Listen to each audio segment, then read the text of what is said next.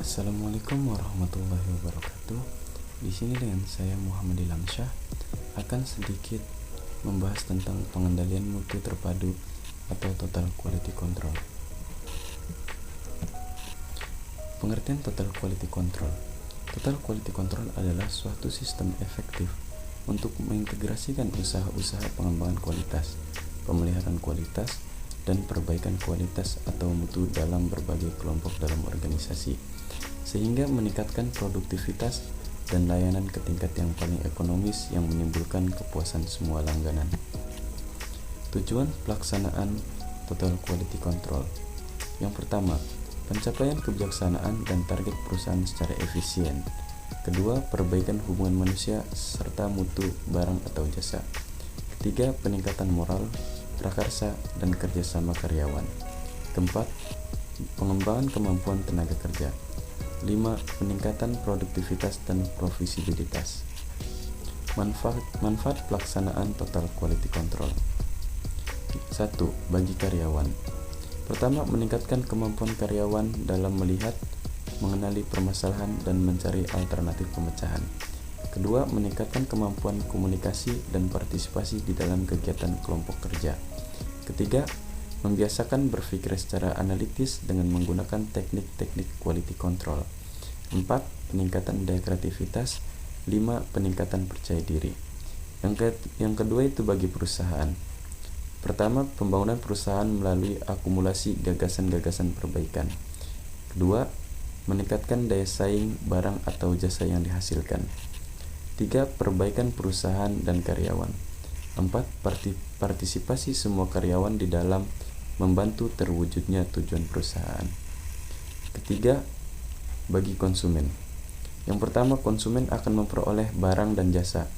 2. Konsumen akan mendapatkan kepuasan dari barang atau jasa tersebut.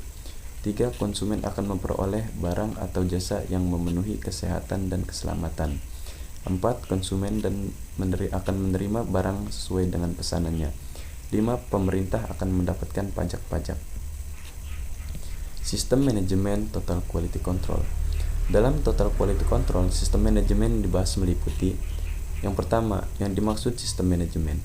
Kedua, kebijaksanaan manajemen. Ketiga, proses kerja gugus Total Quality Control. 4. Pelaksanaan program Total Quality Control. Dalam pelaksanaan program Total Quality Control terdapat dua hal yang harus diperhatikan agar Total Quality Control dapat sukses, yaitu dari sisi karyawan dan manajer. A. Dari sisi karyawan. Yang pertama, menciptakan suasana yang cocok. Yang kedua, saling memberi informasi dan berkomunikasi. Ketiga, dijadikan program sukarela. 4. Memberikan arahan dan latihan. 5. Bersikap terbuka dan positif. 6. Menyediakan waktu, sarana, fasilitas, dan dana. B. Dari sistem manajer. Yang pertama, menjelaskan dan program Total Quality Control kepada pucuk pemimpin. Kedua, menjelaskan tujuan dan hasil yang akan dicapai. Ketiga, mendapat dukungan dari pucuk pemimpin. 5. Kendala pelaksanaan program Total Quality Control. Dalam pelaksanaan program Total Quality Control dengan dari atasan dan bawahan. A. Kendala dari bawahan. 1. Adanya ketidaksetujuan. 2. Merasa dimanfaatkan oleh pemimpin. 3. Merasa sebagai beban tambahan. 4. Adanya sikap mengapa saya harus menolong atau membantu perusahaan. 5. Tidak dijalankan atau dilakukan di tempat kerjanya. 6. Tidak ada waktu untuk berkelompok. Kendala dari atasan. Yang pertama, atasan tidak mendukung gagasan Total Quality Control. Yang kedua, sangat sibuk, tidak ada waktu.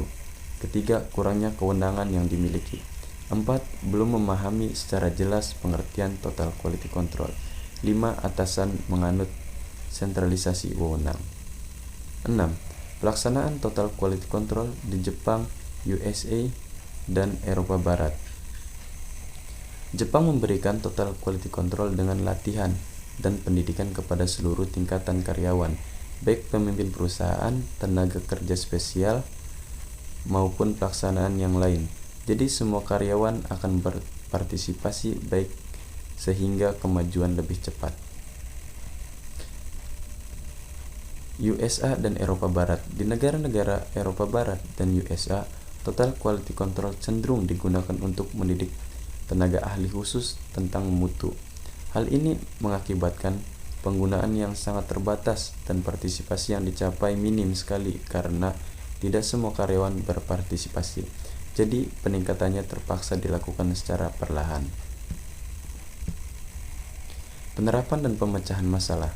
Penerapan dan pengembangan Total Quality Control menyangkut berbagai hal yang perlu diperhatikan dalam pelaksanaan dan pengembangan Total Quality Control bagi kepentingan perusahaan dan karyawan. Yang pertama, tujuan penerapan dan pengembangan. Kedua, penerapan sistem. Tiga, dasar-dasar pemecahan masalah. Pada setiap perusahaan, masalah selalu muncul, bahkan suatu persoalan sesuai dipecahkan sudah muncul persoalan kembali. Mengapa suatu masalah harus dipecahkan?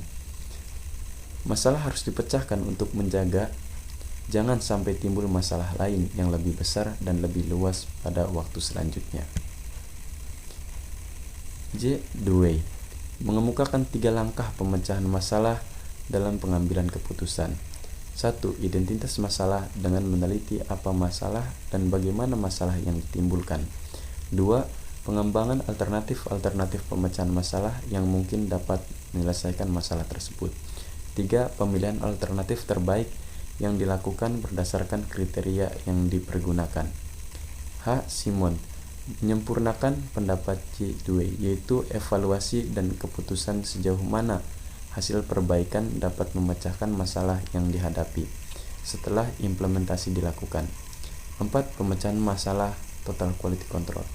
Pemecahan masalah Total Quality Control dilakukan dengan plan, do, check, and action yang dijabarkan menjadi 8 langkah pemecahan masalah yang dihadapi khususnya dalam Quality Circle. Ke-8 langkah atau 8 steps tersebut apabila dihubungkan dengan fungsi organisasi dan tahap-tahap pengembalian keputusan adalah sebagai berikut.